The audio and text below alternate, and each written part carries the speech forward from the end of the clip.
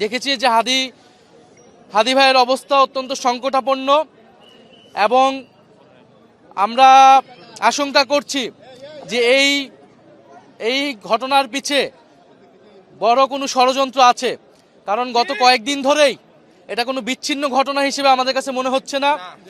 এটা পুরো বাংলাদেশকে অস্থিতিশীল করার যে অপচেষ্টা 5ই আগস্টের পর থেকে শুরু হয়েছিল এবং বারবার ছাত্র জনতা যা প্রতিরোধ করেছে, সেই একটি ঘটনার এটা একটা ধারাবাহিকতা। ইনশাল্লাহ আমরা আবারও প্রতিরোধ করব। আমরা শরীফ ওসমান হাদি ভাইয়ের সাথে আছি। ওনার যে জুলাইয়ের স্পিরিট, আমাদের সেই স্পিরিট আমরা প্রত্যেকে ধারণ করি।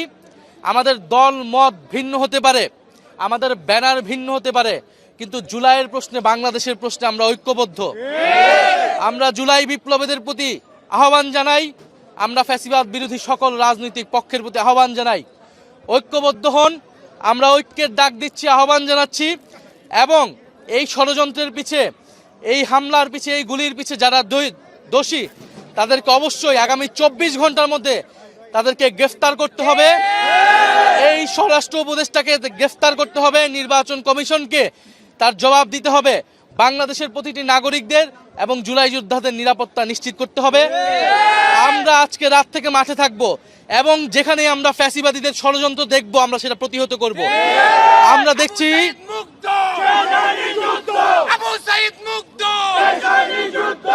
আমরা দেখছি প্রশাসনে ষড়যন্ত্র করার চেষ্টা করা হচ্ছে। আমরা দেখছি কোর্টে জয় বাংলা স্লোগান দেওয়া হচ্ছে। আমরা দেখছি বিশ্ববিদ্যালয়গুলোতে আওয়ামী লীগের টিচাররা গোপনে ষড়যন্ত্র করার চেষ্টা করতেছে, মিটিং করতেছে।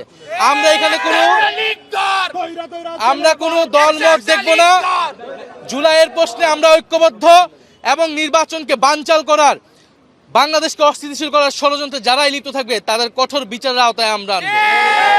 আমরা তার শরীফ ওসমান হাদির সুস্থতা কামনা করি, আল্লাহর কাছে দোয়া করি, প্রার্থনা করি এবং সরকারের কাছে আমরা জানিয়েছি তার সুস্থতার জন্য, চিকিৎসার জন্য সর্বোচ্চ ব্যবস্থা যাতে নেওয়া হয়। এবং এই ওসমান হাদি জুলাইয়ের প্রতীকে পরিণত হয়েছে। এটা শুধু হাদির নিরাপত্তার প্রশ্ন নয়, এটা যারা গণ অভ্যুত্থানে অংশ নিয়েছে তাদের প্রত্যেকেই কিন্তু নিরাপত্তা সংকটে আছে। আমরা সরকারকে আহ্বান জানাবো দ্রুত বাংলাদেশের জনগণের নিরাপত্তা প্রদান করুন এবং আমরা যারা গণ অভ্যুত্থানে ছিলাম আমরা সকলে যাতে ঐক্যবদ্ধ হই। সরকারের তরফ থেকে আপনি আদৌ কোনো তৎপরতা দেখতে পাচ্ছেন কিনা? সরকার সবসময়, আমরা দেখছি যে এই সরকার জননিরাপত্তার প্রশ্নে সবসময় একটা দুর্বল ভূমিকা নিয়েছে। আওয়ামী লীগ প্রশ্ন বলেন, আমরা প্রত্যেকটা বিষয় কিন্তু ছাত্র জনতা মাঠে নেমে ঠেকিয়েছে। ছাত্র জনতা তার দায়িত্ব অবশ্যই পালন করবে, কিন্তু সরকারকে আমরা বলবো এটা আমরা লাস্ট চান্স দিচ্ছি।